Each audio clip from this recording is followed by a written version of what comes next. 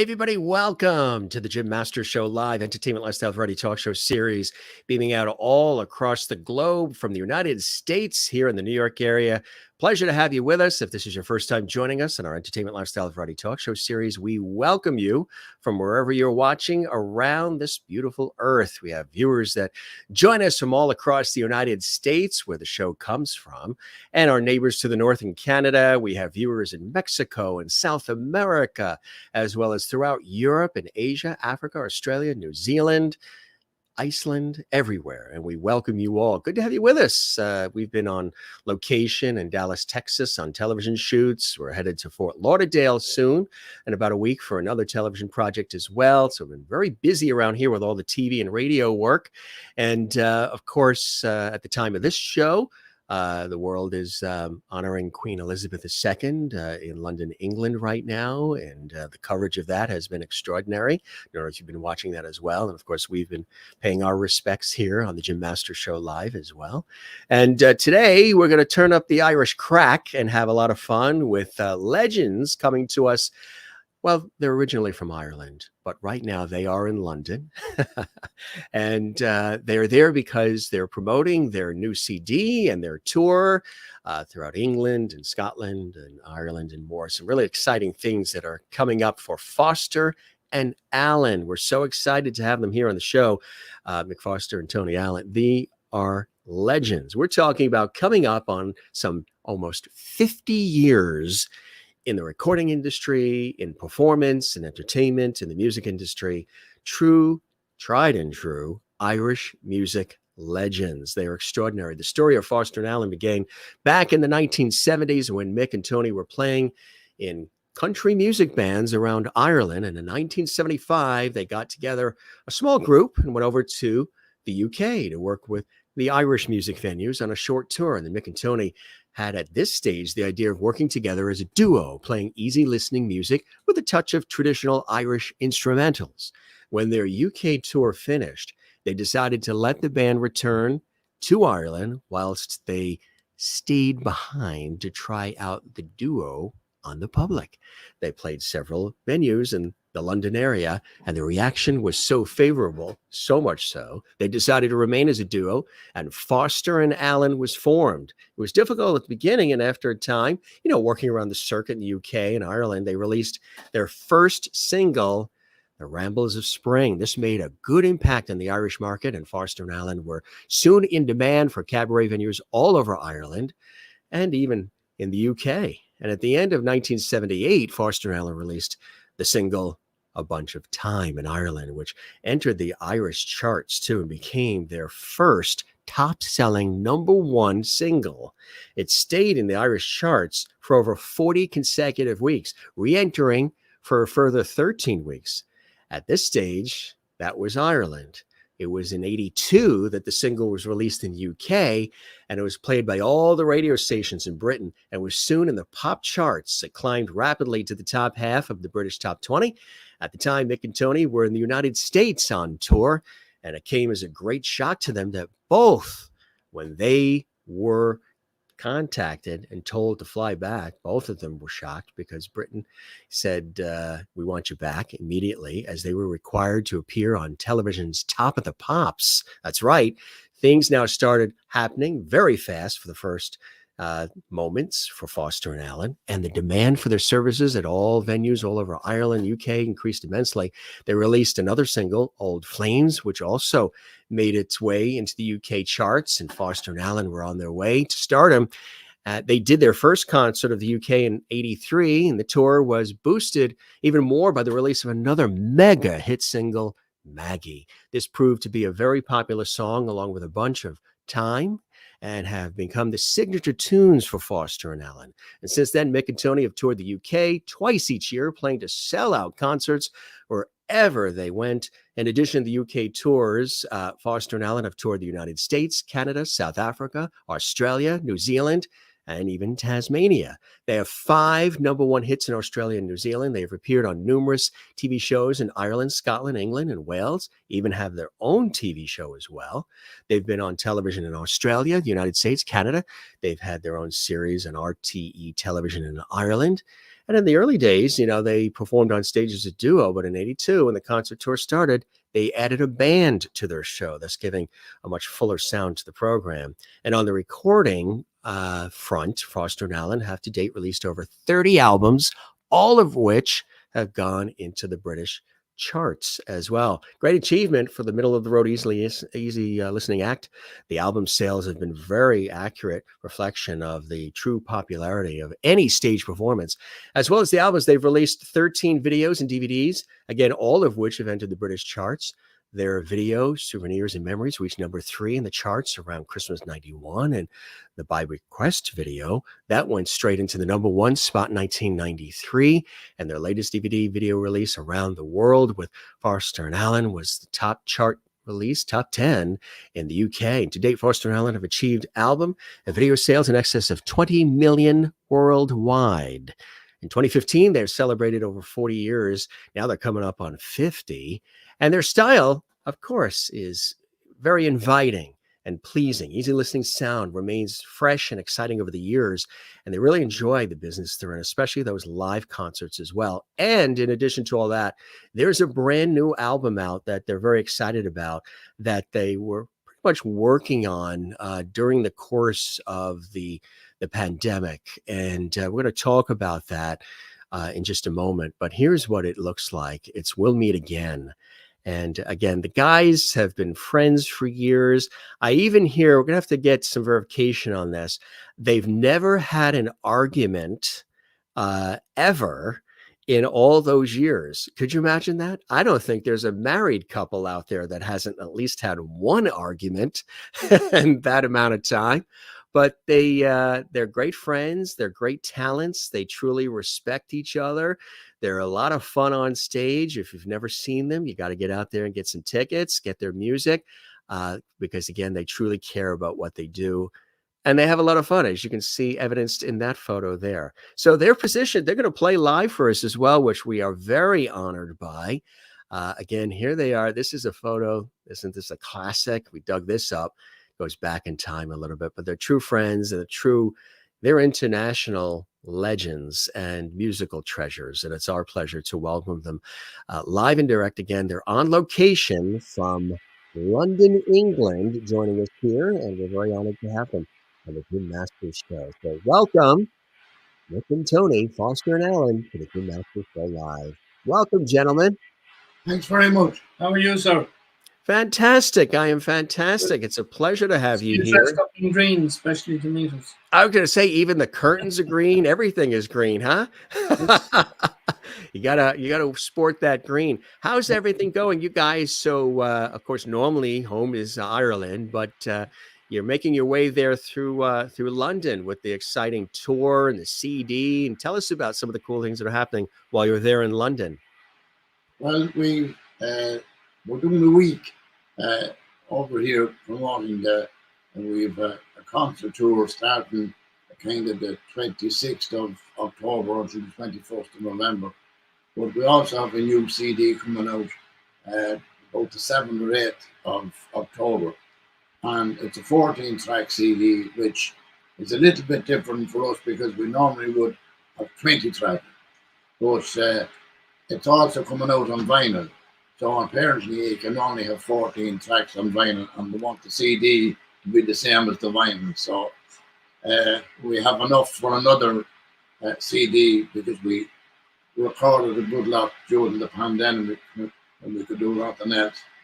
And, we have our own studio, and we were more or less able to go in, even though we were masked up like Zorro and right, outlaws and all this, but once we got into the studio away from everyone else, we could take off the mask and go through the motions, and we have enough material now for another CD, so that'll keep us out of the studio for a while. That's fantastic. So you were busy during the crazy pandemic time, and how has that done anything as far as influenced the music? The time that we've had, this pause that we've had, this time of reflection that we've had, where the whole world sort of came to a stop. Has it? What are some of the reflections that you individually have on your own lives and life going forward? A lot of people, they've been reflecting on life and looking at what they want to do going forward through this time of the great pause. How about for you, gentlemen? Well, neither of us are getting any younger, so we had to try and get as much work done in the studio when we were locked up as we possibly could. But as regards to music, it gave us a great chance to go and listen to some new material and some new songwriters that you normally wouldn't get to listen to, because you'd be out on the road and you'd be on tour, and then the record company would be saying, we need a new CD, we need some new material. So this was great because we didn't have to rush anything. We took our time. We found some really, really nice original songs, and we were able to look back at some old stuff as well and have a look at that. Which is fantastic to have an opportunity to really sort Oh, of go through all of that, right? Tell us about yeah. the new album that's out, and congratulations on it. Yeah, we're very happy with it. It's called We'll Meet Again. During the pandemic, we were getting calls from our Appreciation Society and through the office in Dublin, our management, that were saying, people are ringing in asking, are we coming back? Are we going to record? Are we retired for good? And we just said, no, we'll be back. We'll meet you all somewhere along the line again. And we kept repeating that. So we said to ourselves, let's look up the old Vera Lynn We'll Meet Again song. We recorded, that was the last song we actually recorded. That's the first song on the CD, but it's the title of the new CD, and it's also the title of the concert tour which we're coming up with. But we have a lot of pretty good original music as well on the CD. What could people expect from We'll Meet Again? How I know that the pandemic time has influenced that album, because a lot of people, were wondering, will we meet again? Because we were home and everything was locked up and closed and, shuttered. That sort of inspired you with this album that time, didn't it? Yeah, well, we have some older songs like Cotton Fields, which is the old Beach Boys song, and we have songs like The Cliffs of Duneen, which was an old Irish song. We have new songs then, like Hold On to Your Hat and Irish Heart, written by Derek Ryan. We have a song by Shuni Crampsey called There's a Blue Moon Over My World. And we have a musical waltz that Mick's wife, Myra, wrote, which is also a feature on the album. So there's a lot of variety in there. You guys have been doing this for a long time, and you know what you're doing. And what it is you make it look so warm and fun and easy. The music is so appealing because it has this spirit to it. These songs are not really pop. These are songs that have this depth to it and this meaning. What is it that you think about the music itself now that you look at this, almost 50 years of delivering this great music, this unique sound of Foster and Allen to the world? What is it about the music that you think seems to resonate so profoundly with so many people, not only in Ireland, the UK, and Europe, but literally around the world? Well, we always figure that the particular market that we have, it was totally neglected over the years, and we just happened to be lucky enough to get this little niche and serviced it, and we brought out a new album every year, and we toured every year. So, we got to look after the people, and they looked after us. Most, I suppose, record labels or whatever, they would have pop and that have rock and that have folk and whatever. But very few of them would have middle of the road music, which is what we do. I mean, we've recorded everything from, apart from Irish traditional music, we've recorded everything from Strauss music to Dire Straits, but we give it all our own treatment, which, probably the lads in Dire Straits wouldn't recognise whatever song we did belong to them, because we changed around to our style and our way of doing things.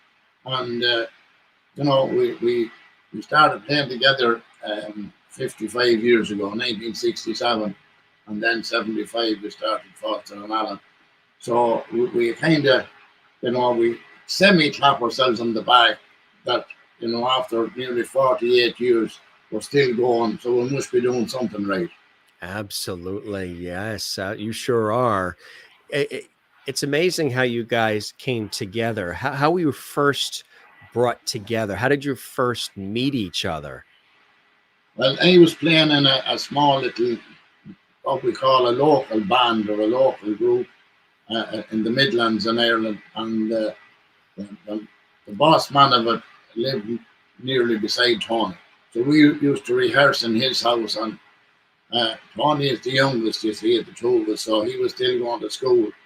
But he'd coming from school to listen to what was going on, and then as soon as he left school, he joined the band with us. And that was in 1967. And we played on and off together then until 75, and then we hit the road with just the two of us, and we have my wife plays piano with, so I can't get away from her at home or away, and we have a guitar player as well, and we do 2-hour show, an hour, take a break and do another hour. We don't use support acts or anything like that. So at least when the people come, they're going to get 2 hours of us, and they appear to be happy enough with that. That's amazing. And Foster and Allen was created. And what were those early days like as you were trying to get, your name out there and get the music planted and into the hearts of people and the minds of people? Obviously the music industry can be very difficult because you got to constantly be out there and producing and connecting with people. What were those early years like together? And we were very, very lucky, because in the 70s in Ireland, every town and nearly every village in Ireland had a decent pub with a decent lounge and had music every weekend, and some of them had music during the week, So there was a market for us to go to work on. And then we were lucky that we signed a contract 2 years after recording contract, and we got played on national radio. So we were very, very lucky from the word go.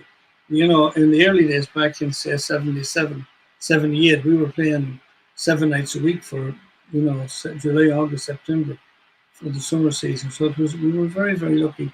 The whole idea was that we'd make a living from the music, that we wouldn't have to get up in the morning and go to work. And, about a year into the starting out, we got to do that.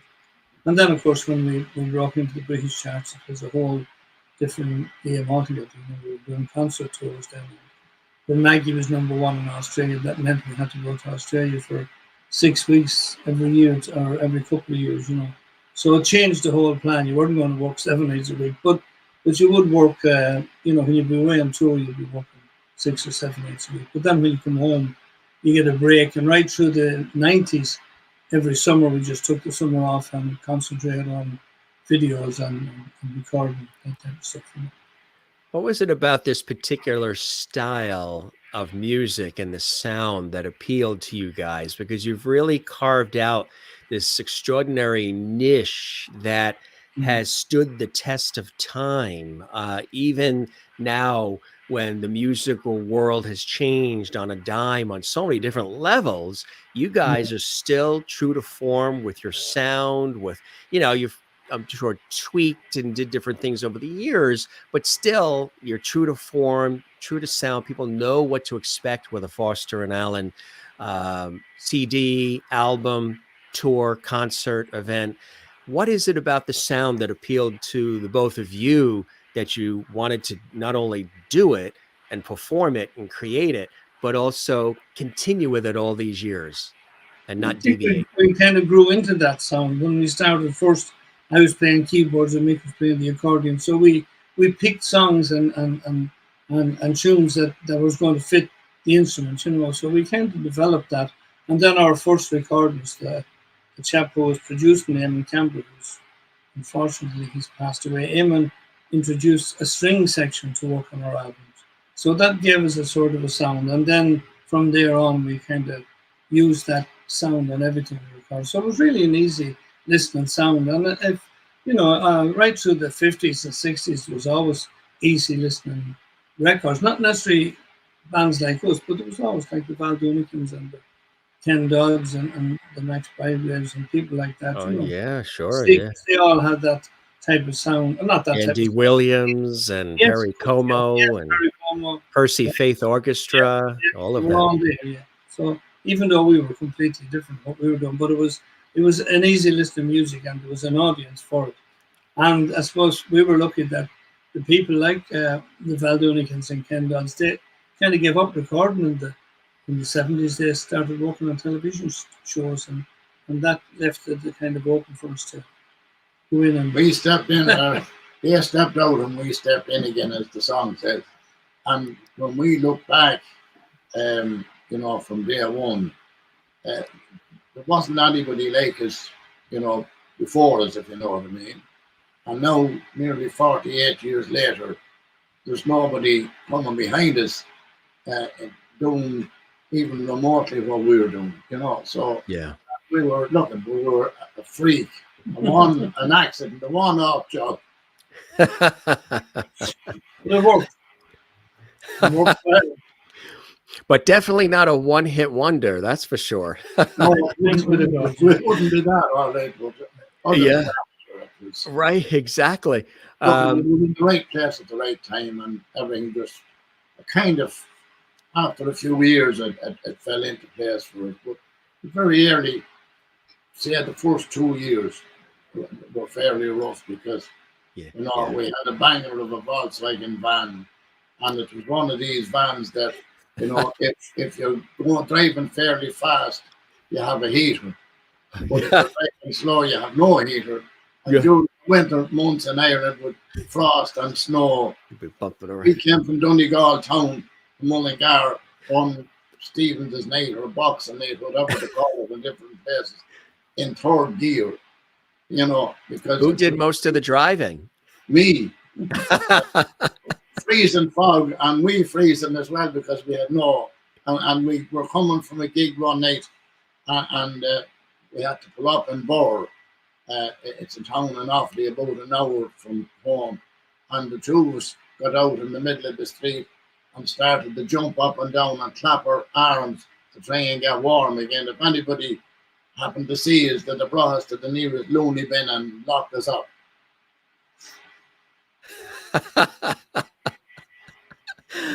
Just Foster and Allen on the road. That's the whole of it. Right. We usually bring him in later, but this is too funny not to. Here in the States, of course, there was another duo that was blank and Allen. Burns and Allen, George Burns and Gracie Allen. They were the other and Allen. We got Foster and Allen here. Here's George Burns of Burns and Allen, the legendary comedian. He usually pops in towards the later part to let you guys know. I hope I live as long as him. Oh, I tell you, almost 100, right? Huh? Yeah. Yeah. Looks kind of spiffy too, doesn't he? Yeah. He always pops on the show to say hello and to greet all the guests and see how he was doing. And he's always in his fine tux with his red hanky and his cigar down below. He's always got that cigar. Yeah. And down below, he's also got a martini that we fixed for him hidden down there. So we got Burns and Allen and Foster and Allen here on the show. What would be, it takes a team. You guys, I was doing a little research. I heard that through the years, you guys have had, I don't know if you still do, a pretty good sweet tooth. And there was something about Easter candy and eating it in the van, or you guys would. All you have to do is look, the sweet tooth is still there, unfortunately, because neither of us drink. That's not from mashed potatoes or as well. Yeah. Neither of us drink as such, but we would be a kind of martyrs for desserts and chocolate and biscuits. But coming up to Easter in Ireland years ago, we would heading to a gig and we'd go into a shop and we would buy a box of Caffrey's Easter eggs, which were marshmallow type Easter egg, and we'd put them between it. There was only the two of us. We had no driver on that time, and we'd put the box between the two of us, and we would eat that until they were all gone. Again, we got to the gig. There was, there could be 24 or 36 in. I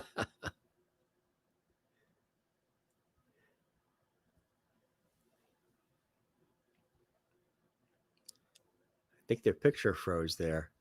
Did it freeze a little bit?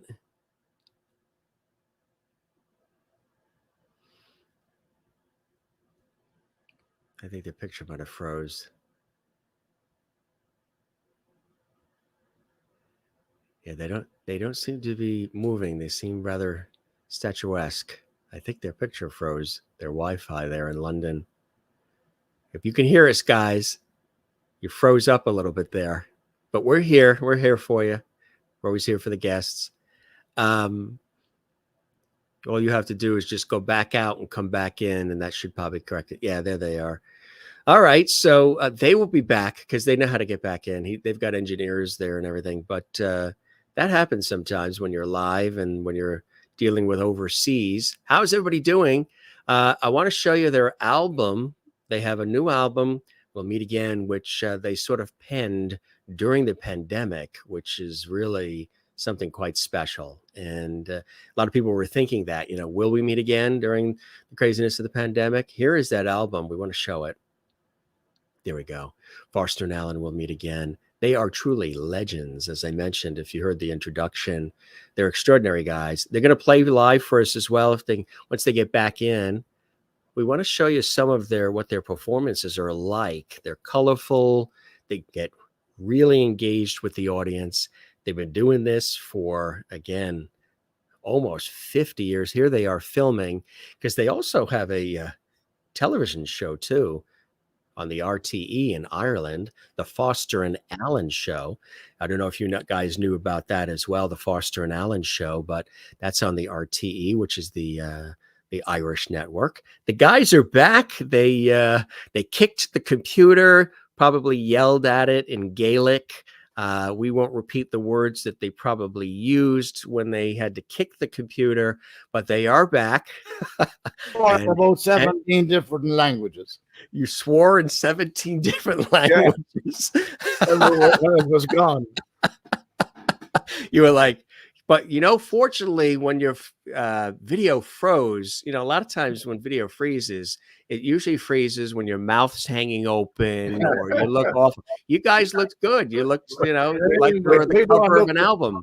We don't look great even when it doesn't freeze. So you were talking about the candy in the van and the sweet tooth, huh? Yeah, and there's the result. And normally, you see, when we're on stage, the accordion hides it, Well, I have no accordion now. So I'm at the mercy of the camera. What happened to your accordion? Did you get mugged? No, it's at home in Ireland. So are you doing, how people do air guitar? Are you doing air accordion? We brought no instruments, but John here had brought a guitar for Tony, so at least we're half ready. You're not half the Foster Allen that you used to be. Is that what you're saying? Everybody's been acknowledging that fantastic guitar. First of all, they say it looks huge. And number two, it is a very small person. And it's a gorgeous instrument. Tell us about the guitar. Show us. Well, this guitar belongs to John, our friend here, who's set up the whole thing here for us. And it's a Gretsch, and I don't know where he got it, but he gave me the loan of it to play today. Fair play to him. Very nice. We applaud John for his efforts too. Sort of we call him John the Shy Man. Yes. Yeah, he's on the other side of the screen, making sure. Yeah. He could turn us off in a minute if we're not nice. Yes. That is funny. Do you guys want to play something for us while you're positioned there? Sing a verse or two of a song. It's a song that would be well known over in the States from the days of the Clancy brothers and people like that. All right. Yeah. That I've sounds been a wild rover for many's a year. I spent all my money on whiskey and beer, but now I'm returning with gold and great store. I never would play the wild rover no more, and it's no, nay, never. No, nay, never, no more will I play the wild rover. No, never, no more.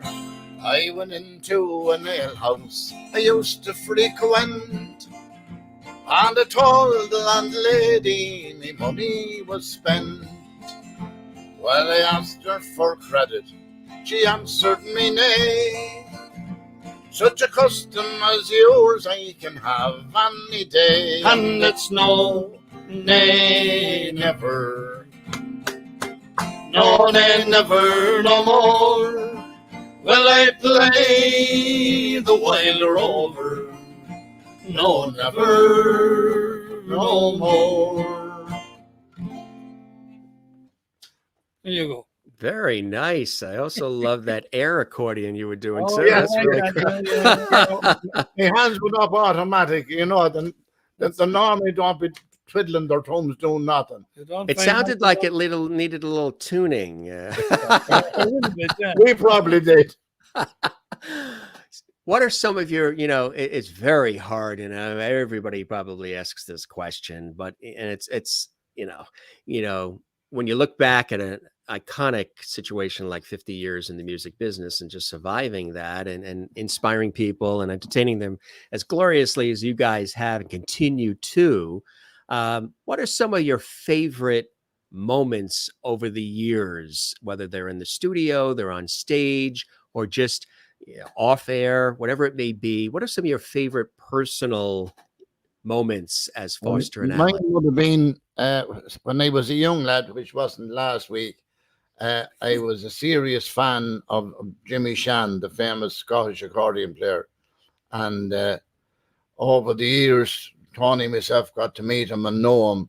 And they say you should never meet your idols or your heroes, because sometimes you could be disappointed. But we met Jimmy, and he was nicer than we even thought he could be. And we brought over a film crew, and we recorded his most famous tune, which was the Bluebell Polka, which was in the British top 30 back in 1955. So that was, I've been listening to him since I was 5 or 6.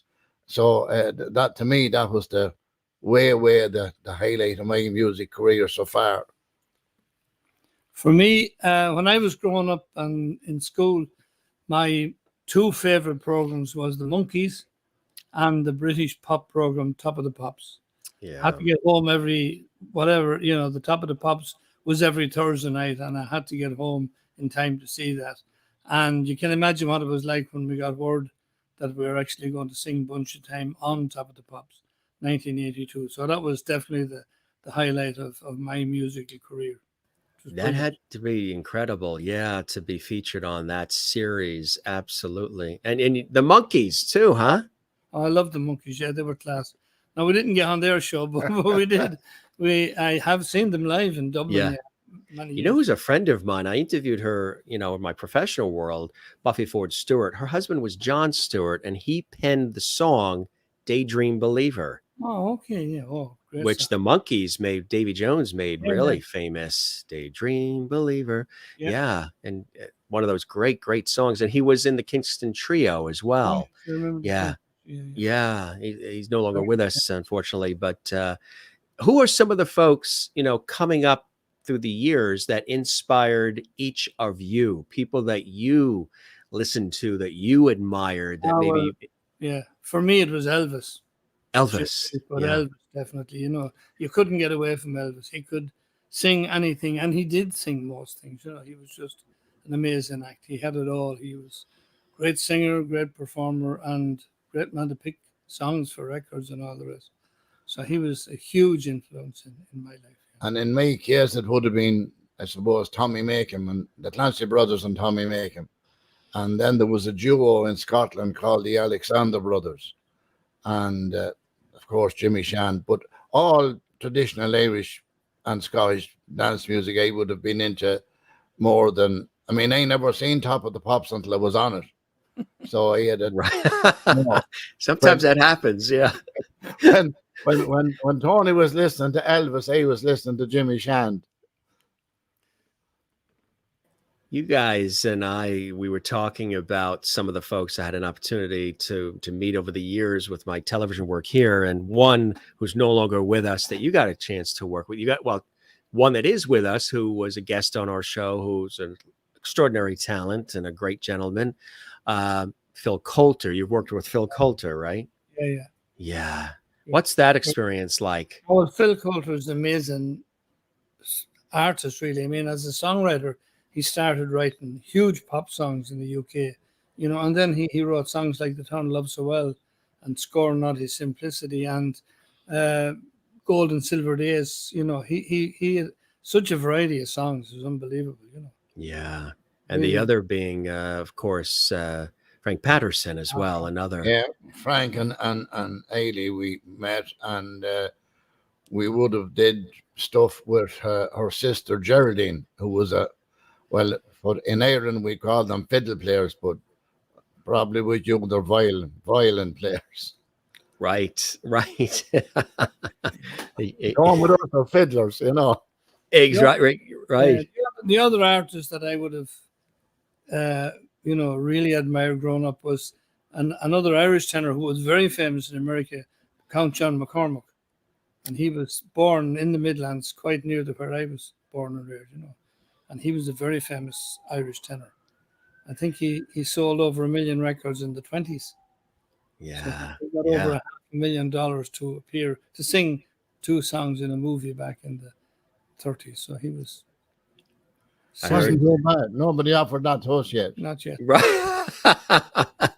Just all the candy for a lifetime. That's about it, right? In the van. I heard you say, I heard it was a warm tingle in my heart. I heard you say film. And it's funny, growing up, my father has always said film. So when I was a kid, you know, over here, we say film.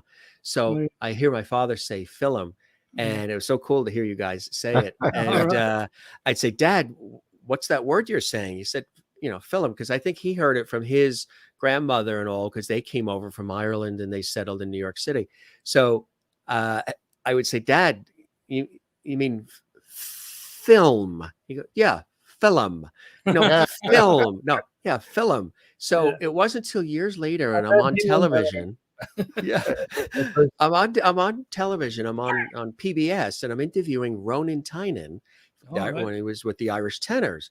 And it was funny because he's talking about paparazzi and all of a sudden he says the word film, and I'm looking at him, and I'm on TV. I couldn't acknowledge it, and I'm like, where have I heard that before? And it's the Irish way. Irish brogue. Yes. Where in Ireland did each of you grow up? Well, both of us grew up. I was born in County Kildare, but I mean, I was moved to County Westmeath back in 1960. I finished my primary school days in County Westmeath, which was about a half an hour away from Tony. So I would probably have maybe a worse accent than Tony, because I was born. I lived about 3 miles from the Longford border, so I probably have more of a Longford accent than I have a Westmeath accent. Say film. Film. I was born and reared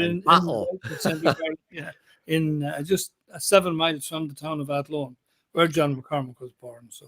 Well, John McCormack was born, yeah. And we would be, some of us like me would be inclined to say a floor for a floor, and a door for a door, and a bowl for a bowl, you know. And bottle, right? That's it. Hand me a bottle. You know, over here in the United States, in North America, there is a real love for everything Irish. There always has been. And all these Irish artists, and you've been here in the United States and Canada, and you've toured other great spots, but there's some wonderful affinity, like there is with Ireland and Australia. There's this wonderful affinity with the United States and Ireland, Canada and Ireland. But with the United States, whether it was always, bringing over Riverdance or just whatever it is, they can't get enough of Irish food, culture, music, the Irish spirit, the Irish humor, wit. What is it you think about the Irish and about Irish music that is so endeared around the world, but especially even over here in the United States? Why do we love it so much? Well, it travels very well for a start off, you see. And when Irish people emigrate and move to another country, it doesn't matter where they go, they'll take their music and their activities with them, and they'll develop them as much as they possibly can. And it'll grow as they, move into other territories and other countries. And of course, when an act comes from Ireland, then there's a huge welcome for them. But then Irish artists and Irish music is very easy to listen to, I suppose. You always have a good time, right? Exactly. What was it like for the first time when you guys came over to the United States? The warm reception. Well, it was frightening because the first time we went to the States was 40 years ago. And, we had never been there before. And I remember one time, Tony and myself drove from Boston to Philadelphia and played that night, in a van with the steering wheel at the wrong side of it, and roads that, that were 100 times bigger than our roads, and trying to, negotiate going around about the wrong way. And there was a lot of stuff like that terrified the life out of us, but we managed it. But if I talk about it now, there wouldn't be a chance. I ain't getting it hard to drive it home, the right way around without going back and trying to get me small brain to go into reverse again. You guys are so fun. I love it. Nothing like good old Irish crack. I tell you, it's the absolute best. Are your families musical? Do you come from musical families? Tell us about the families and the inspiration. I come from a family of 9 kids, and right. My father played the fiddle. My mother was a very, very good singer. I have all my brothers and sisters play music or have played music over the years. And your father was a fiddle player, right? Fiddle, yeah. I have a nephew who lives in New York. He plays music all the time. His name is Porrick Allen, and he has a band called McLean Avenue. We'll have to check him out. Yeah, because we're in the area here. Yeah, as well. So you'll be all right. And there was only 2 of us in the family, and my mother and father would. They used to mess around at a button accordion and a mouth organ, but my father had a cousin who was a great button accordion player.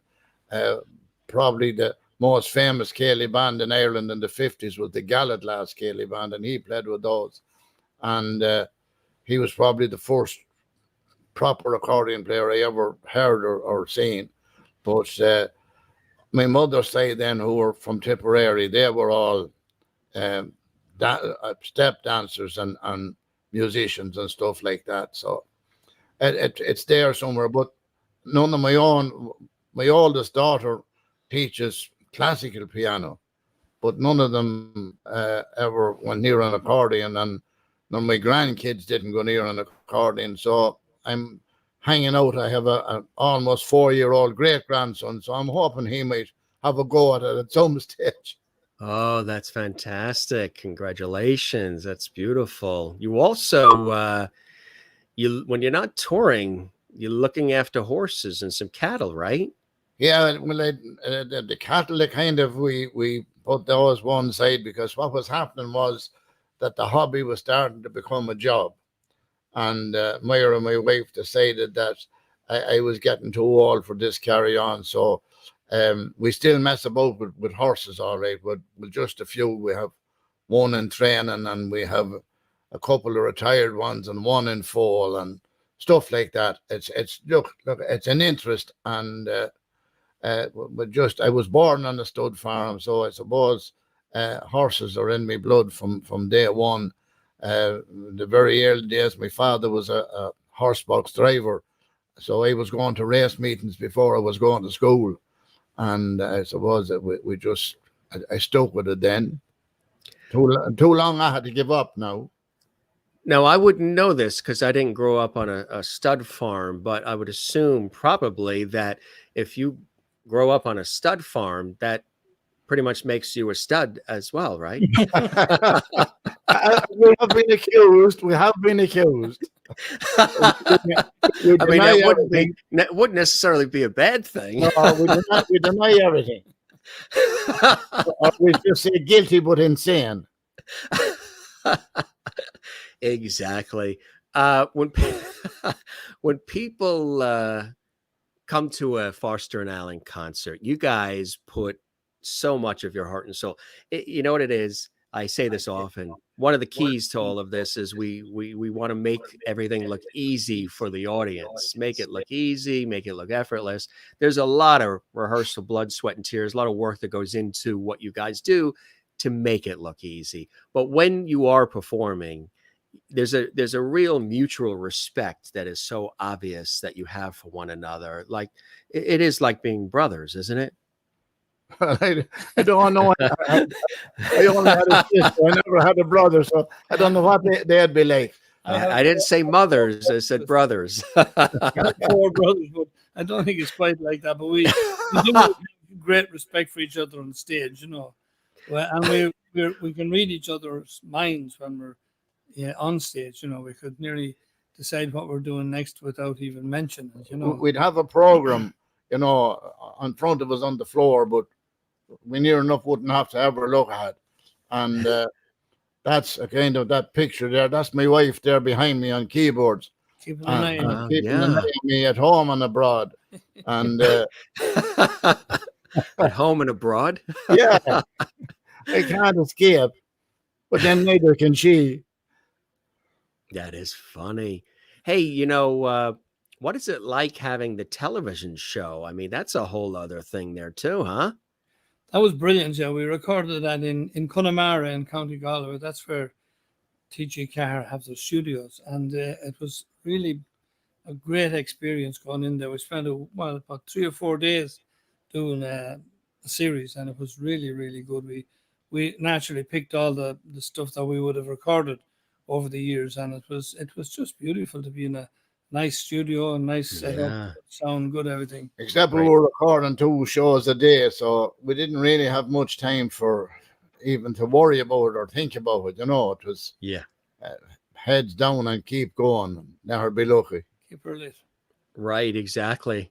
Right. Kind of like the Royal Guards are doing now. Yeah, heads down and just keep going. We did a series last year as well in a whiskey distillery in Kilbeggan in County Westmeath, where we're from, and that was really amazing as well. You know, we got to set up the gear in the distillery and record about a 2-hour show. I think they finished up. That's it there, right? Yeah, that's the one. Yeah. And what is that like? Brilliant. Absolutely brilliant. I mean, I would imagine if you're performing at a whiskey distillery, there might be a few distractions. No, we stayed well away while we were working anyway. Except the fumes. The fumes would nearly set you drunk, you know, because there were the fumes we were working. Yeah. And that went out online as well. So it went out everywhere. You know? That's great too when you get a chance to do. See, that's where the new technology sort of helps, because you can reach wider audiences around the world with the streaming, right? Except when you get to our age, it's hard to understand how all that works, you know. But luckily enough, we have. But you've got John there, right? He does all the. Yeah, we think John understands it. Don't lose John, because not for the minute anyway. Not until we're finished. This is cool. You guys on location filming here? Yeah, that was in Kilbeggan. Yeah, that was part of the distillery job as well. That's fantastic. That's really great. What can people expect when they come to a Foster and Allen performance? Because you guys, you got the tour coming up, which is really exciting. I know you're working on that and promoting it at all. If they haven't been to a Foster and Allen show, what can they expect? Well, I suppose Very little.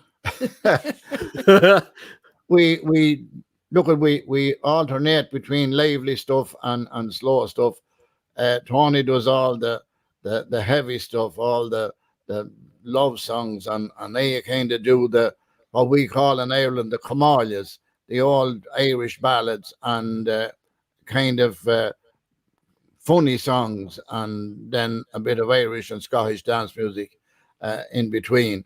So it's a kind of like having two separate acts on stage, because we sing a couple of songs together, but at the end of the day, that's one of the reasons probably that we never had an argument, because I can't do what Tony does and he can't do what I do. So there's never any reason for an argument. Well, you can wear Santa hats at the same time. Yeah. Yeah. That was when we appeared with Sir Terry Wogan on his BBC radio show at Christmas. That's about 6, 7, how many years ago? Anyway. Yeah. Another legendary broadcaster. Yeah, radio show. Terry was very, very good to us in the 80s and 90s. Oh, yeah. He played our music on. Because he had the television show too, didn't he? He had indeed, Yeah, So television presenter. His Christmas radio show, he dressed up for that, but it was good fun, great fun. Yeah. We kind of pay homage to the legends on this show with the style that I like to do the Jim Master show too in this way. Here's a cool shot, you guys. Is that I think his name was Shane you're working with there? Shane Ward, yeah. Shane was, I think, the first or second winner of the X Factor, which was one of the biggest music talent shows on television in the UK. And he's of Irish descent. And when he won the show, we were talking, and he said he'd like to do a song. So we brought him over to Ireland, and we recorded the Galway Girl with him, and it was a huge success on the UK and the radio stations over here. Shane's a lovely chap, really, really nice chap. That's fantastic. You get a chance over the years to work with so many terrific people and work with so many great talent over the years. It's amazing, isn't it? Oh, it's great. It's really good, yeah. And especially like with younger people like Nathan Carter and Derek Ryan and people like that. And as you move along through the years and the younger people coming along, it's great to work with them, and work with the older ones. It's always good to work with somebody else. That's right. You mentioned Nathan Carter, and there you guys are. Nathan's a friend. I interviewed him here in the States on national PBS television, but also he was a guest twice on the Jim Master show here, and he was just here recently. He's really something else, isn't he? He's a lovely and a very, very lovely chap, but a very, very talented young man. Very talented. He really is. Yeah, he's got a lot definitely going for him as well. Did you want to play another song for us while you're there with the guitar? Yeah, I suppose we could. You could. Aim nothing. He said that. Did you see the way he said that? And he leaned back like I think he's the new king. I will not. You started the way as they went to court, and they was never tired resorting to the alehouse or the playhouse, or many's the house besides. I told me brother Seamus I'd go off and go famous. Before I come back again, I'll roam the world wide. Yeah. So goodbye, Morshin Durkin, I'm sick and tired of working. The more I'll dig the praties, the longer I'll be full. Sure as my name is Carney, I'll be off to California. Instead of digging praties, I'll be digging lumps of gold. I've courted girls in Blarney, in Kanturk and in Killarney, in Passage and in Queenstown, that is the Cove of Cork. Farewell to all me pleasure, I'm off to seek me treasure. The next time that you hear from me is a letter from you. So goodbye, Morshin Durkin, I'm sick and tired of working. The more I'll dig the praties, no longer I'll be full. Sure as my name is Carney, I'll be off to California. Instead of digging prairies, I'll be digging lumps of gold. Really nice. I tell you, you know what it is? There's just something about the music that does really make you feel good. You know, if you're not having a good day, you got to listen to some of the. There are, of course, sad Irish ballads too. I mean, The Old Man, Phil Coulter's "The Old Man" is such a beautiful song too. But your music really makes people feel good, and you've got so many albums. It's unbelievable the amount of albums. Over the years, it's just been constantly about 900 titles, and I think that would add up to about 50 albums. We've about 50 albums. 50 albums. Yeah, the 30 albums is probably, you know, that bit of a biog, my 10 years old anyway. So when they said we did 30, so look at. We can definitely add another 15 at least to it. I tell you, it's amazing, huh? You just keep, cranking out all the great music. What are some of, and of course, this here, We'll Meet Again, which is something quite special, isn't it? Well, it is. It's great that, you know, nearly 50 years on, we're still able to get an album out and have another one ready to come out as soon as that calms down a bit. But it's great to get in the studio and record some new material. And as Mick was saying before, we record, you know, songs by everybody. I mean, the Vera Lynn song, but I always find you can get the heaviest rock song in the world and strip it back, you can nearly make a ballad of it, you know. So you don't have to do it exactly as the people did it, you know. Elvis used to do the opposite. He got nice fight songs and made rock songs out of it. You know, it's interesting because I am a huge collector of easy listening music, including the instrumentals. And I have, and because I worked on a radio station that played that too here in the States. And we've had online groups. There's a Facebook group called Beautiful Instrumentals and Vocals that's on Facebook, and others that I created. And I have literally thousands of CDs and sealed LPs, cassettes of all kinds of music, everything, but a lot of the easy listening, smoother sounds, what you're talking about, what you guys do and others have done over the years. There's just something about it. I keep saying that I think the world would be a lot calmer and maybe a little happier if it would play everywhere more of this kind of sound where it's not so in your face, maybe, where it makes you feel good and lowers your blood pressure a little, you know? Well, you spoke earlier on about Matt Monroe, you know, or about Perry Como, but, you know, we had Matt Monroe over here as well, who was a serious great easy listening singer as well, you know. And I'd be a huge fan of the easy listening music. Yeah, absolutely. Even in the instrumentals, you know, the Percy Faiths, we had Henry Mancini's daughter on recently, Monica Mancini, with her husband, producer Greg Field. There's another iconic, you know, the Henry Mancini music, extraordinary. The amount of music that's been penned, you know, really, really cool stuff. Like I say, the albums, you could go anywhere to get all these albums, right? This is, I mean, A Romantic Night by the Fire. Yeah.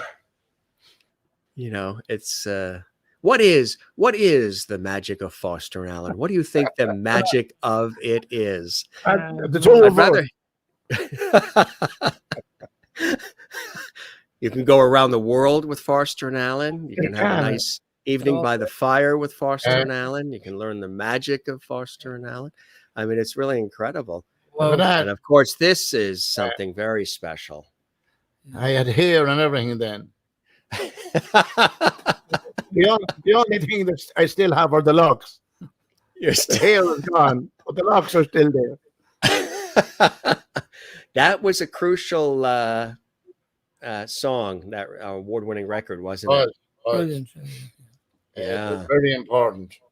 It got us from a banger of a Volkswagen van to a new Toyota Hiace, you know.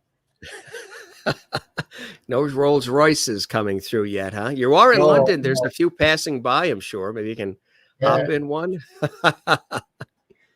Yeah, that's a great one too.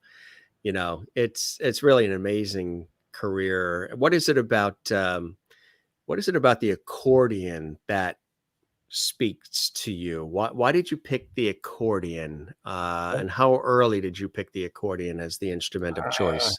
I suppose I was messing at an accordion since I was 5 or 6, and all I ever wanted to do was play an accordion because, as I would say, from listening to the Scottish lads like Jimmy Shandon, Will Starr, to you know, the lads in the Cayley bands at home here, and I suppose, you know, traditional Irish music or Cayley music was all that would be listened to at home, and it kind of, I suppose, it got into my blood. And, you know, I became a singer by accident.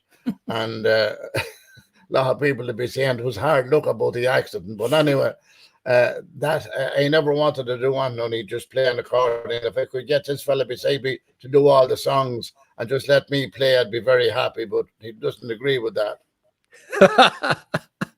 Not getting away with that life. You have other thoughts, right? Have you ever thought of deviating from the music that you do? Have you ever had other people try to encourage you to do other music, change the sound, do any of that? I'm sure that's probably happened over the years. We always had with record companies, they'll always come along and say, we think you should record this or that. And we'll say, oh yeah, let's have a look at that. And we say, oh, we tried that, it didn't work, you know. Even if we didn't try it, you know, if we didn't like it with Lahom, we tried and I couldn't do it. You know, it's easier to agree with a lad and do your own thing after than get into an argument. It's also very important in this business to know your limit and know what you can do and what you can't do. Yeah. And you know where you are. I always say it doesn't matter where you are once you know where you are, you know. You can think you're on top of the world singing, but as long as you know what your limit is, you'll be all right. You'll be fine. Mick, what would be one thing that we would find interesting that we don't know about Tony? And Tony, what would be something about Mick that we would find interesting that we don't know about him? Well, I suppose that the biggest thing about Tony is that he doesn't drink. You know, a lot of people think if you're Irish, you're going to be drinking Guinness. And I'd say Tony, well, I don't have to say, I know he never had a pint in his life, nor whiskey or anything like that. He might have a glass of wine with a meal, but, you know, people aren't trained to think that with Irish music and musicians that you're partying and drinking every night, but he definitely doesn't. And you? he said that you don't, but he didn't mention himself. I would have enough for the two of us. I don't know. I don't think there's anything about Mick that you could notice that would be different. He's pretty much out there. Whatever he is, you know. He doesn't hide too much. He sings funny songs every now and again, as in he makes up his own words as he goes along. And nobody ever hears them now. And maybe it's just as good that they don't. Because you'd be taken off the air if we sang some of the ones that we would be making up as we go along, you know. A couple of people asked, do you write the music? Do you write the lyrics? Do you compose? How does that all work? The only thing we write is what Mick makes up when he's going along on his own. And you couldn't really sing them in public. We're getting it hard to write her name, you know. We're making songs. Leave all that to somebody else. I think it's exactly right. Yeah.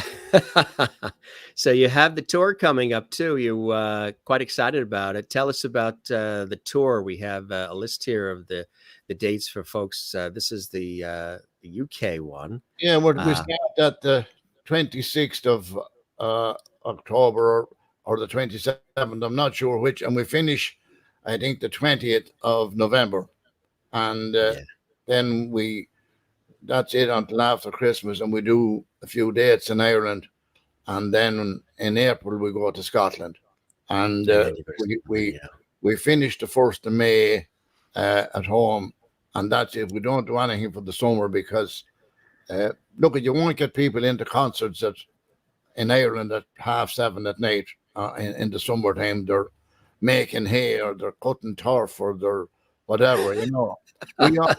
When we started playing over in the UK first, you know, the concerts were 7:30 and everyone was gone home by 10 o'clock and they'd be home in their own house by 10:30.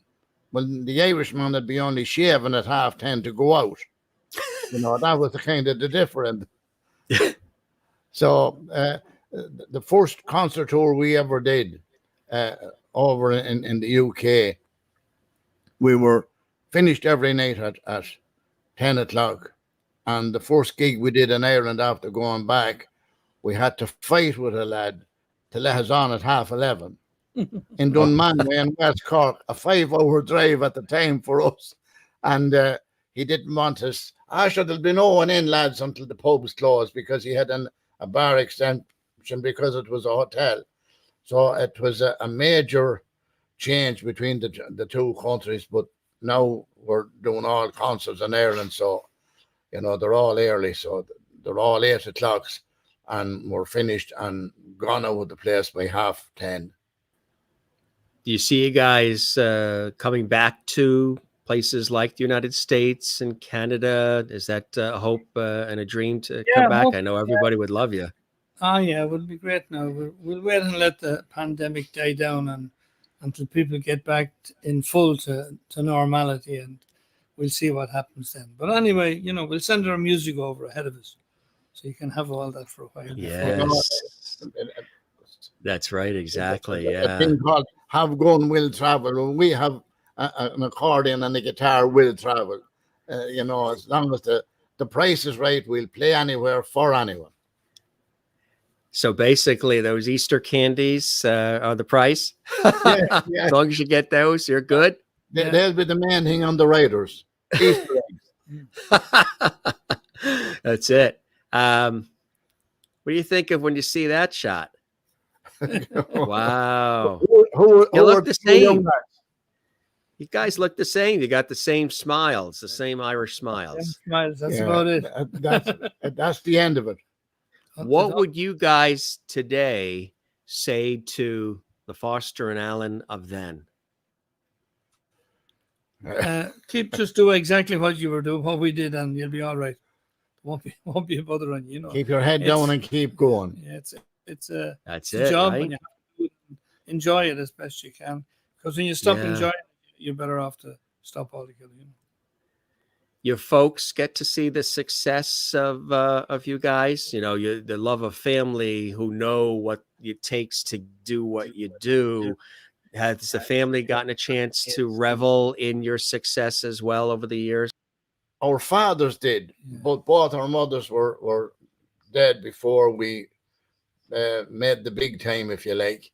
But lucky enough, both our fathers lived to see us having success. And then, of course, our own kids and grandkids, you know, they've seen it all. But I mean, when I have 4 kids and the youngest ones are twins. No, they're 42 now, but when they were small, as in 5 or 6, if Tony and myself were on one channel and Tom and Jerry were on another channel, they'd be looking at Tom and Jerry.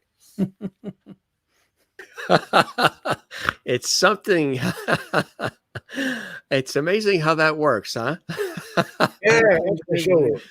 Yeah, they're more interested in us now, you know, than they were when they were babies or young when kids. They were little kids, exactly. Yeah.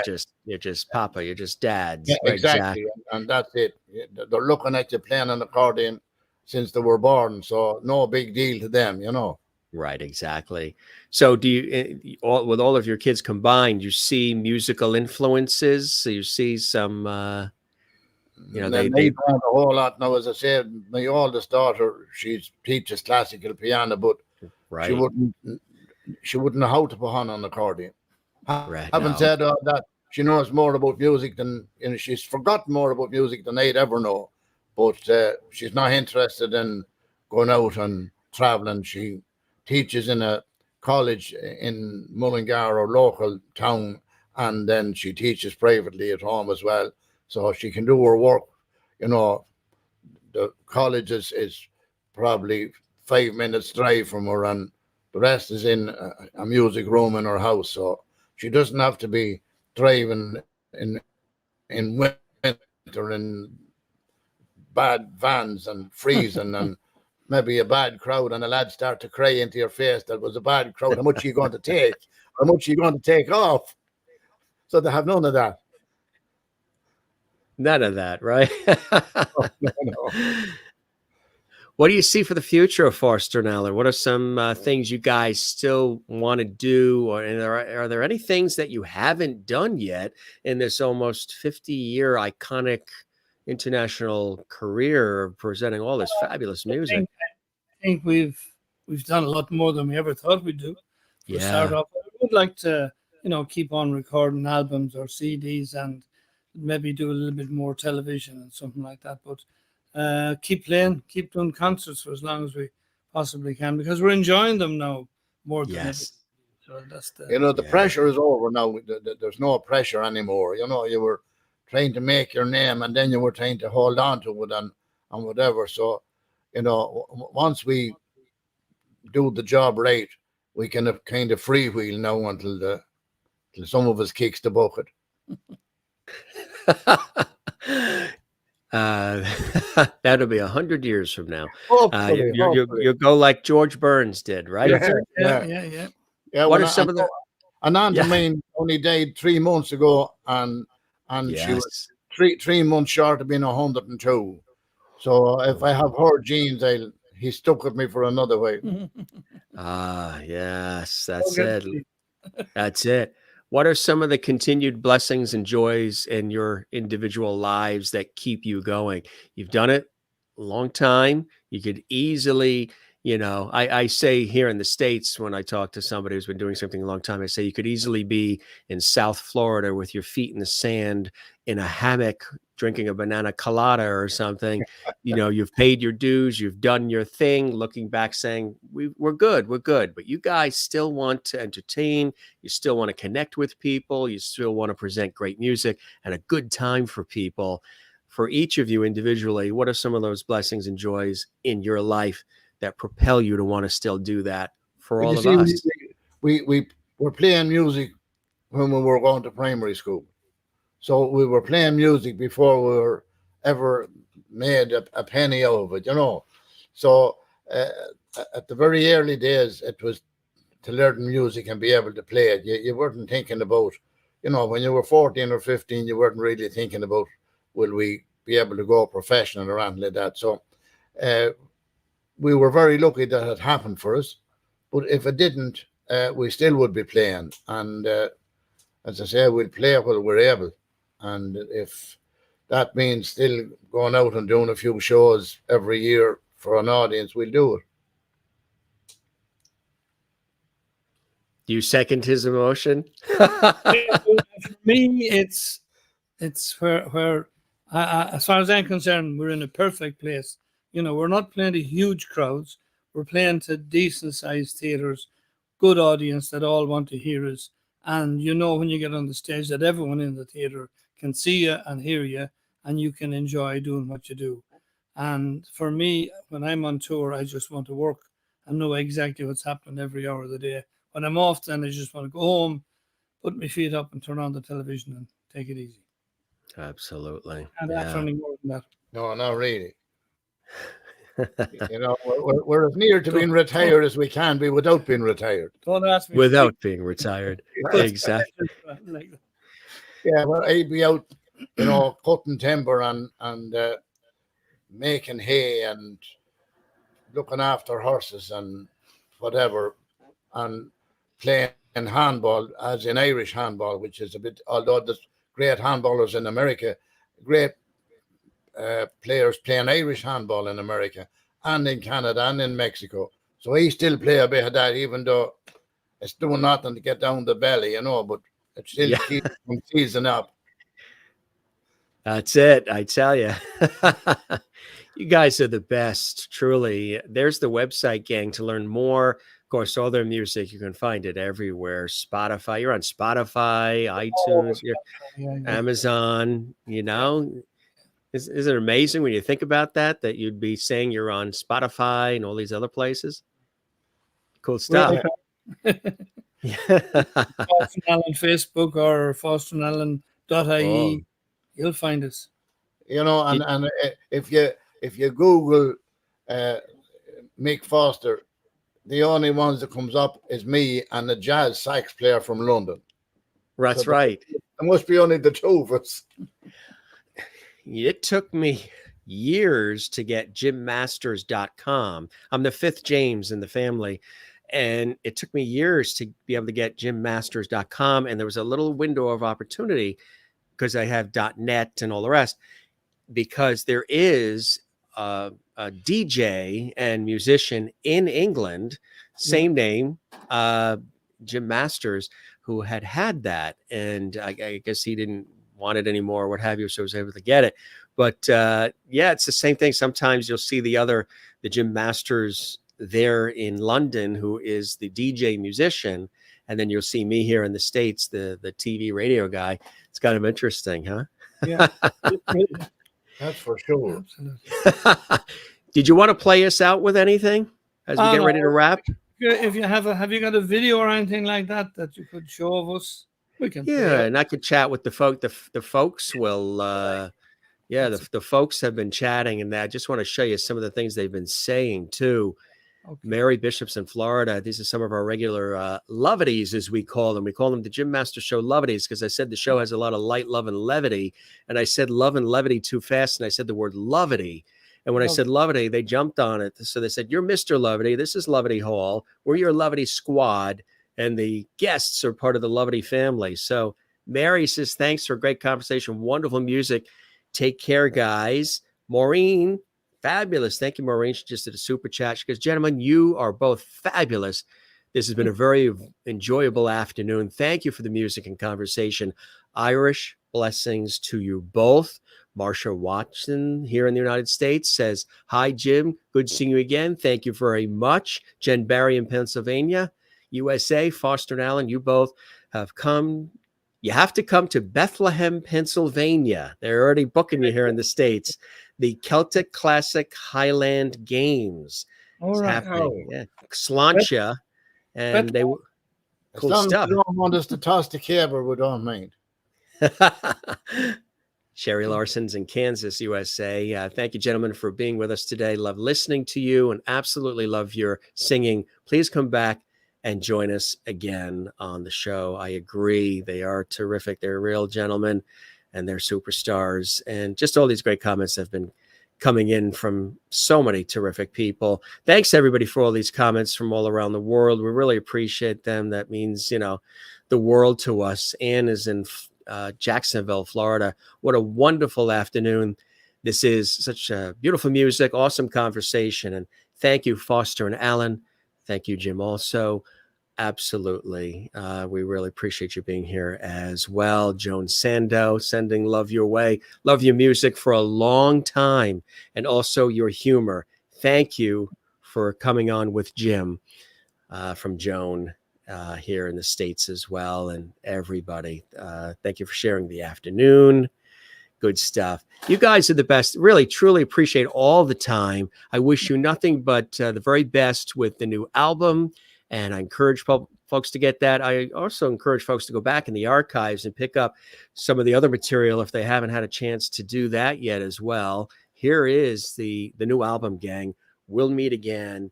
Two friends, two master talents, master craftsmen. They really have a good time. They love what they do. They entertain the audience. They're super skilled guys, and they love people. And they've got the tour coming up, which we're proud to share with all of you. They are Foster and Alan. Mick and Tony, an honor and a pleasure to have you here on the Jim Masters Show live series. I welcome you back anytime. The porch light is open and on for you. And I truly hope the show met whatever expectations you had and you enjoyed the time with me and all of us as much as I have with you. It's absolutely brilliant. Thank you very much. Thanks very much, Jim. Really good. Pleasure was all ours. Definitely. No problem. I appreciate that. And that's about late, but look, we can't ever. Next time we'll have a better light. We'll have a flash lamp the next time. It's so nice that you rented that hotel room just for our show. That's so nice with the green curtains. Well, thank you for the kind compliments. And as my Irish dad has always said, whenever anybody says something kind or nice to you, Jim, ask them to please put it in writing and address it management. Exactly. Gentlemen, you're the best.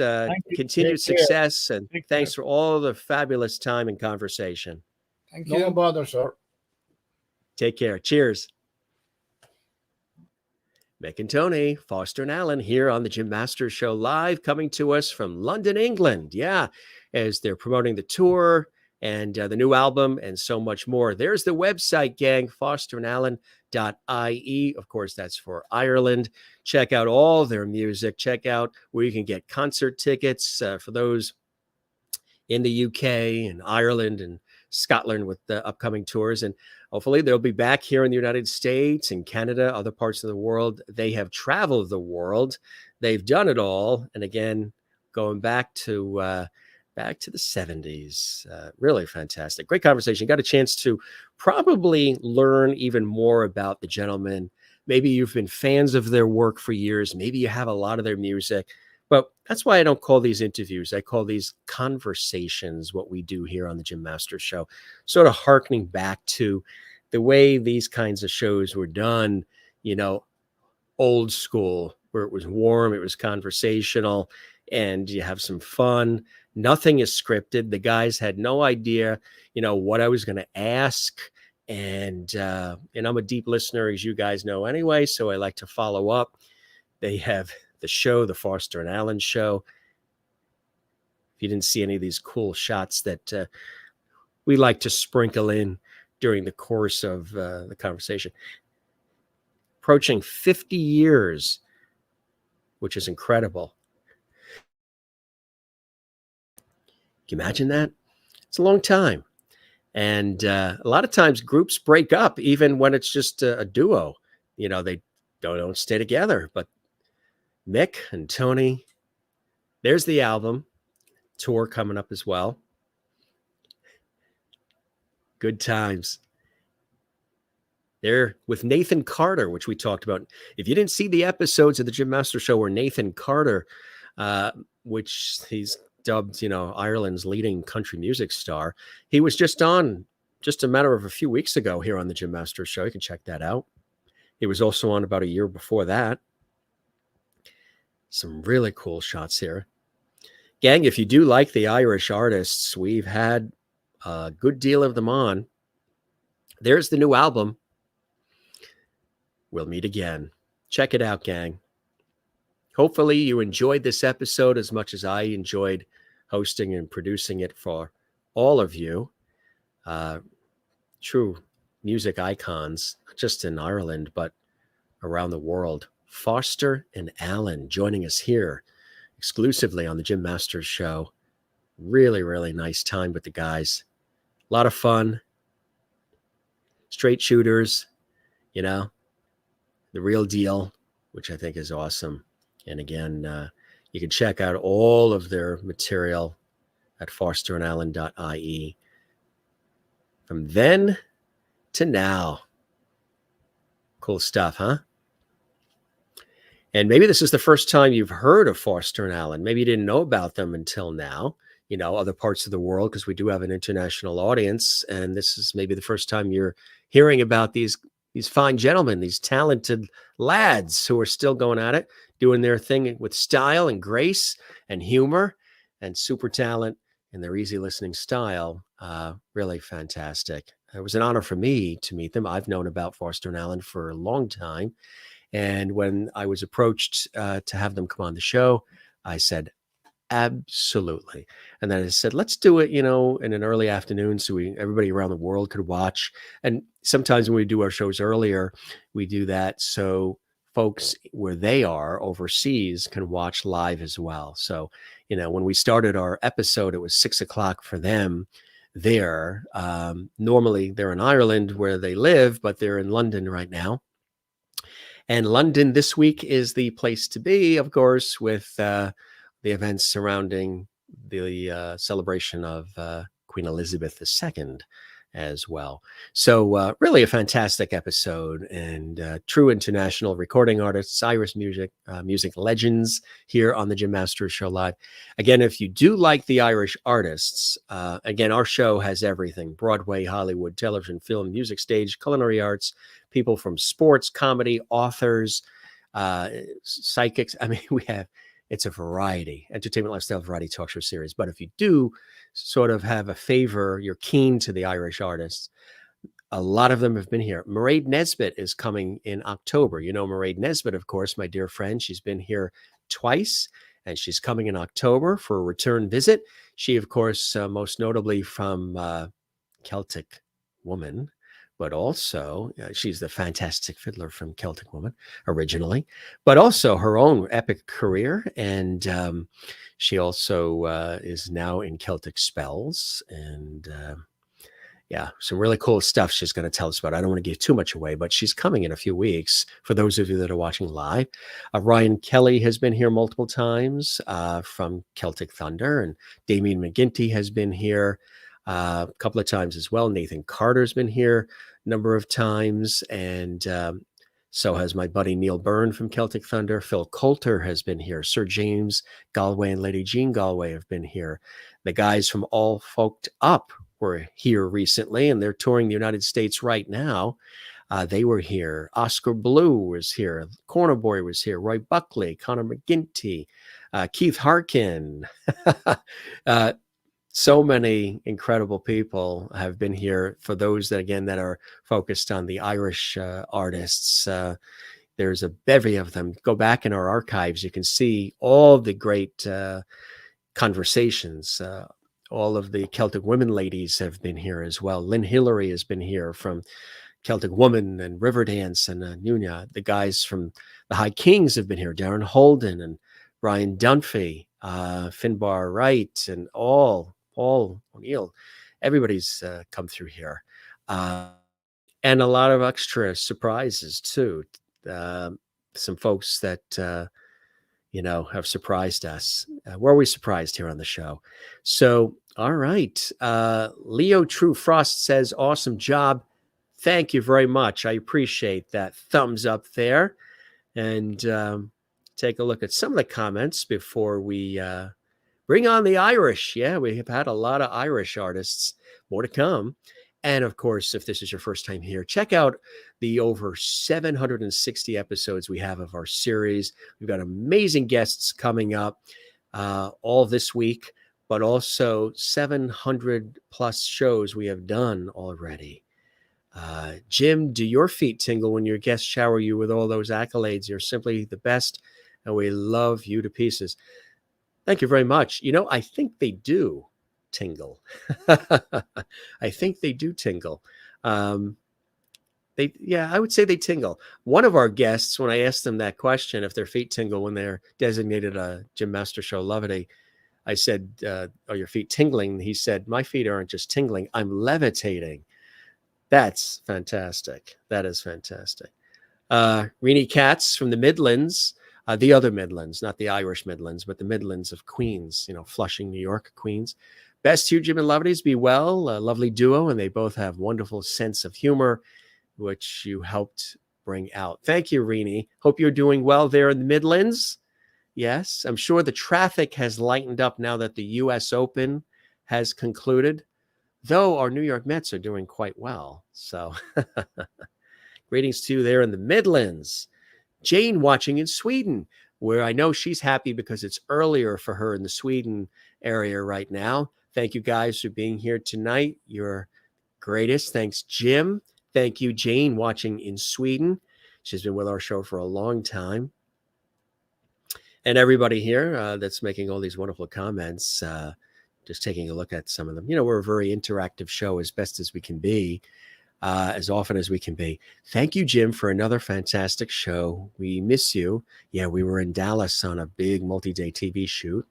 But glad, and we had all kinds of shows throughout. We always try to entertain you and inform you and have fun with you as often as we can, however we can do it. We miss you, but glad you're keeping busy doing what you love. Don't forget to take some time for yourself. We're going to do that. We're going to, I don't know if you guys have been. We have been, as I've been busy with the television and radio work, we have been watching the Queen Elizabeth. We were watching the U.S. Open, of course, but we were watching the Queen Elizabeth events too. And we're watching, at the Westminster Hall, the millions of people that are coming through right now. At the time of this show, if you're watching this a year from now, this is past tense news, but at the time of the show, it's the week where Queen Elizabeth is being celebrated, and then her funeral is tomorrow at around 5 a.m. Eastern time. So I think the wait, I love the word queue. We here in the States, we call it line. We're in line for whatever the thing is. And over there in the UK, you're in the queue. The queue is a 24-hour wait. 24 hours people are waiting to have, hopefully, a chance to see, pay respects to the Queen. It's a very beautiful. I don't know if you're watching the Royal Guards and everything, the entire orchestration. 30 years ago, they started the plans for what you're seeing right now with the events surrounding Queen Elizabeth. And I've been following a lot of that. I'm English on my father's dad's side, and English on my mother's dad's side, and Irish on my father's mother's side, and Swedish and French on my mother's side. And yeah, my mother's father, actually, English and French, mother's mother, Swedish, and I think some Finnish we found in there as well. And then dad's side, English, Irish. So we have connections to Great Britain that run thick and run deep, and have been following a lot of family in Yorkshire and other areas. James Galway would love to have Sir James Galway back. They're dear friends of mine, and we talk often, and it would be fabulous to have them back here on the show, and I would love to have them back. Go Mets. Yes, absolutely. The New York Mets are doing their thing. Thank you, Jane. I appreciate that. Hope you're doing well there in Sweden. Jim, is the Lovedies cruise still going on? Have so many questions. Would love for me to meet you, Jim, and Lovedies and guest. Good question there. We'll shoot you a note on that. Thank you, Gary. Appreciate that. I know it'd be nice for all the Lovedies to meet, right? We're always trying to put ideas together. It all depends on response, All right. And again, Maureen, we want to highlight Maureen Wiedepaul, not Wojciechowicz, but Wiedepaul in Arizona. Thank you for the super chat. That helps support our series, and that's available in live chat. If you ever want to comment in the live chat, you subscribe to our YouTube channel, which is Jim Masters TV, and you can do that. It doesn't cost anything to subscribe to our channel. And this is super chat. This helps support our series, something that you can do at any level you want to do. Helps us with all the content, all the expenses of the production, and the hours and everything. We've done almost 800 shows in just 2 years, which is extraordinary. Thank you very much for the generosity with the super chat. Again, that's available in live chat when the show is live. In the chat section, you can see little icons there: super chat, super emojis, super stickers. And then there's also, I believe, there's a little heart icon called super thanks that you can do. That is always on all the episodes. There's a little heart icon. Click that, and that helps support our show as well. Marshall Watson, thank you for being here. Always great when you're with us here on the Jim Masters Show live series. Good seeing you again as well. Everybody, you're looking quite spiffy yourselves. You didn't know I can see you through the screen, huh? And Mary, good to see you, and some of our regulars, and all of those who are watching, all the new viewers watching as well. We had several new folks tuning in, and some not commenting, some commenting. Don't forget, you can comment at any time on the YouTube channel, and we would really, really appreciate if you do that. And don't forget to give this episode a thumbs up. Yeah, we would love that. What does that thumbs up look like? Looks like that.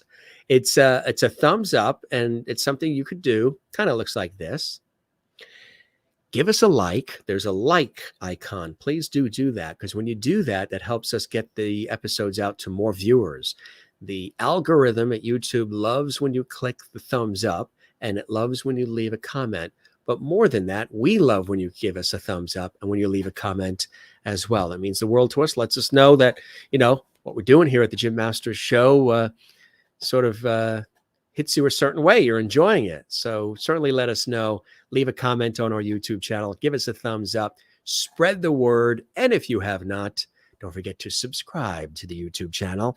That is very big. That's important. That helps us out big time as well, right here on the Gym Masters Show. The show is the Gym Masters Show, and the channel is the show is the Gym Masters Show, but the channel is Gym Masters TV. We thank Foster and Alan for joining us here. Wasn't this a fun show? Check out all their music and concert opportunities. We congratulate them on their new album, and we thank them for being here on the show.